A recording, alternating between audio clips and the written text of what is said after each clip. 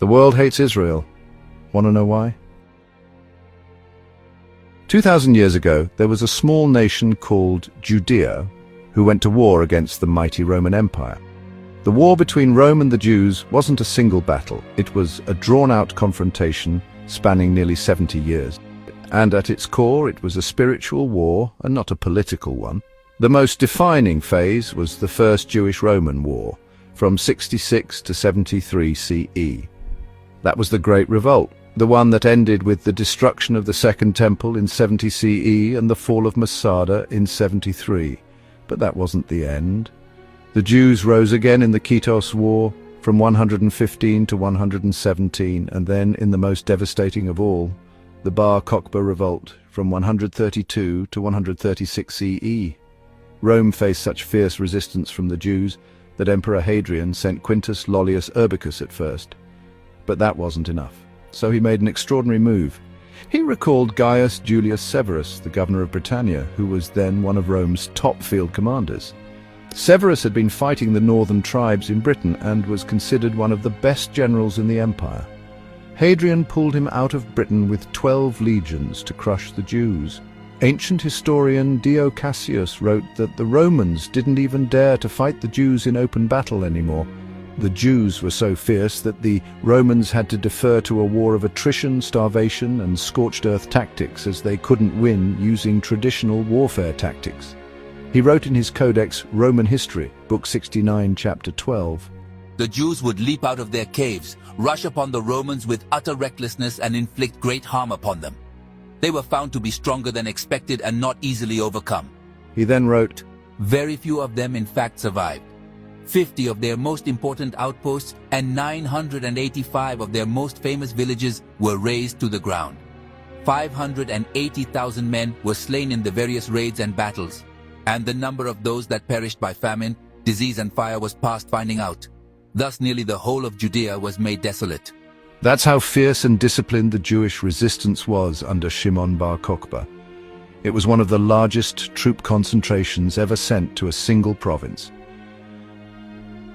The war was so devastating that Hadrian didn't even use the formula "I and the legions are well" in his official reports, a sign of how badly the empire bled. After 70 years of war against the Jews, Rome won, but in great price. And something lingered, a mental humiliation defeat for Rome. The war didn't cost only money, over 3 billion sestertii, 3 full years of total Roman net income, but a great spiritual cost as well. And this changed the world forever, and the entire world was now introduced to the Jew for the first time. The Jews believed in one invisible almighty God. They refused emperor worship. They rejected every Roman god, and had no other law but the Torah, which meant they couldn't be absorbed or bought. Their rebellion wasn't strategic. It was a divine battle to reclaim sovereignty. It wasn't rational, it was prophetic. They didn't fight to lose, they fought to stay true. Rome could burn their cities, destroy their temple, kill their leaders, and the Jews just kept rising. They fought with an intensity that made no sense to Roman minds. And when they finally lost, they still didn't surrender. They mourned, fasted, remembered, and waited. And through all that, a new leader sprung from among the Jews, a man from Nazareth who led a spiritual revolution. And that terrified Rome, because it exposed something Rome couldn't defeat with swords: spirit, conviction, covenant, a real God. Not Roman idols. The very thing that held the Jews together was what made them ungovernable. That's why Rome didn't just conquer Judea, it had to erase it, its memory, its faith, its blood, and its new offspring faith, the Nazarenes. After the bloody quenching of the Bar Kokhba revolt and the crucifixion of Jesus and all his followers, Rome renamed the land. Judea became Syria Palestina, not because it was accurate, but because it was insulting. The Romans chose the name of the Philistines, Israel's ancient enemy, to wipe out the memory of Jewish sovereignty. They banned Jews from entering Jerusalem. They built a pagan temple on the site of the destroyed Hebrew temple. They outlawed circumcision, burned Torah scrolls. But still, the Jews refused to die. Give up or give in. Later, Christianity burned Roman to the ground. So Rome decided to do the unimaginable, a first and only act of its kind in human history. If you can't kill the Jews, Rome must dehumanize them. If you cannot kill their bodies, Rome will kill their memory. And from that moment on, Jews were marked as less than animals in every corner of Rome, not considered human, no civil rights, no legitimacy, only a symbol of how a rebellious nation is brought to its knees by Rome, to be despised forever. Rome eventually fell, but the hate it manufactured continued on, as the entire world until this day based its ideology under the shadow of Rome, from religion to politics to architecture. And so the hate passed on into Christianity, which changed as a part of the erasure process from being a messianic child of Judaism into a Jew-hating pagan faith. It was appropriated by Islam, and this hate invented by the Romans to avenge their ancient humiliation by a small tribe in the arse end of their empire lives until today. But something else happened with what the Romans did. Instead of destroying the Jews, instead of making them disappear, the Romans made the Jews famous and infamous. As what the Romans didn't take into consideration was the godly promise to Abraham to curse all those who curse his nation. And I will bless those who bless you, and whoever curses you I will curse, and all the families of the earth shall be blessed through you. Rome fell and new empires rose instead, and with time, tactics, religion and politics changed, and the world became different, except for the Jews. But suddenly things flipped, because the Jews were not allowed to own land or businesses, so they turned to money lending, and now the Jews were owed money. They rose from slavery to be the invisible owners of their former Roman masters. And they started to regain their place through a different system. Rome might have disappeared and its shadow remained, but Jews now started to break free of it politically. Throughout modern recorded history, Jews were not considered human. It became the default way of the world, and the world was not willing to give that up. In fact, it still doesn't, as we see from the satanic trolls in the world who cling to Jew hatred from social media to world politics. The war Rome waged on the Jews defined the psychological development of modern civilization. It also defined Islam, as Islam adopted the Roman hatred to its simplistic desert style of life through the Western civilizations it conquered. This is why Jews lived as legal ghosts across most of Europe and the Islamic world. Jews were denied land, professions, education, and the right to exist on equal footing. Even today, Jews are ousted all over the world whenever it is possible. In 1791, revolutionary France became the first state to grant Jews full legal rights, but it came with a catch. Drop your Jewish identity, assimilate, become Frenchmen of the Mosaic persuasion. It wasn't real acceptance. It was conditional citizenship. With the Treaty of Versailles in 1919, we finally see something like an international recognition of Jewish rights. Clauses written into minority treaties protecting Jews in newly drawn Eastern European states. That was the first time the world legally acknowledged Jews as a group deserving rights. It was the first time a Jew received a certificate of humanity after almost 2,000 years. But less than 20 years later, those treaties were as good as ash. The world refused to let the Jew free. Only after the Holocaust, only after 6 million were turned to smoke, and the horror of Auschwitz, the world was briefly convinced the Jews finally deserve human rights.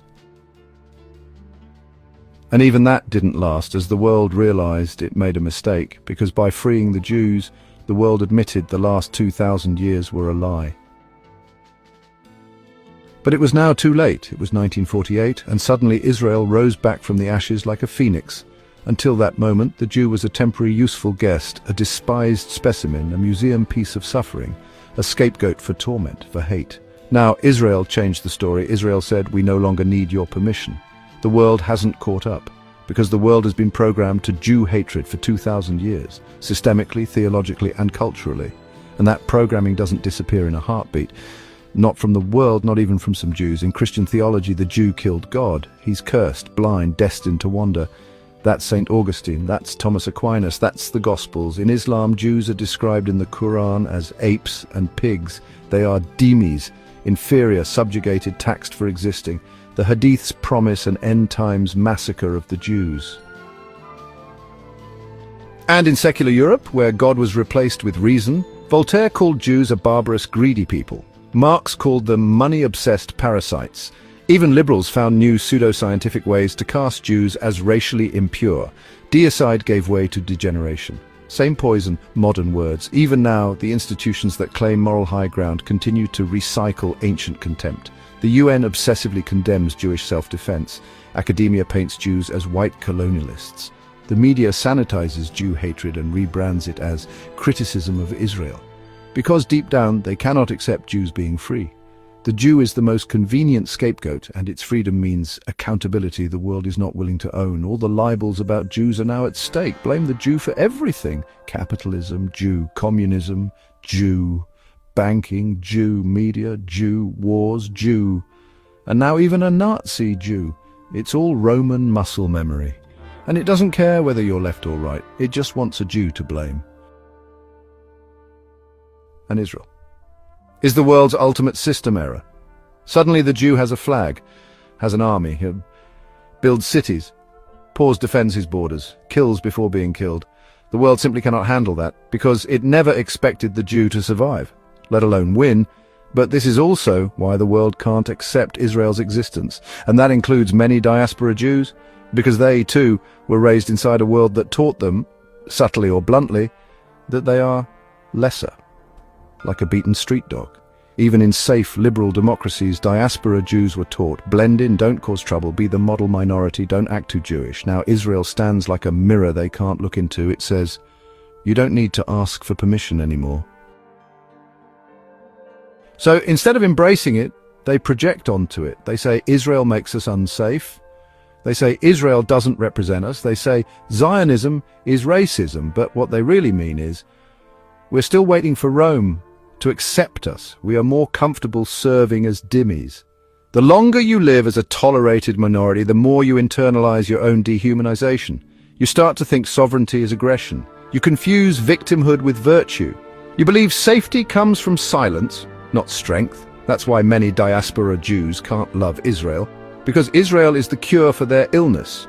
But they're completely addicted to the sickness, unlike their Zionist brothers and sisters who are free. Israel is the world's problem. We are not cursed, we are not dead, not enslaved. It rehumanizes the Jew by giving him back his land, by giving him back his sword, and by giving him a future free of servitude of anyone but God. And that, more than any war, border, or political debate, is what the world and many Jews cannot tolerate. Because Israel is not just a country, it's a rebuke to 2,000 years of learned weakness, and weakness is comfortable.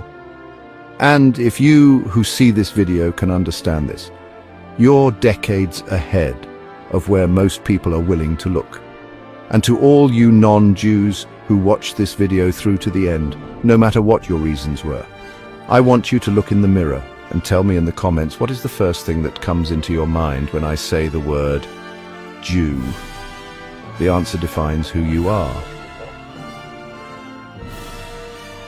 Because we are the mirror of your soul.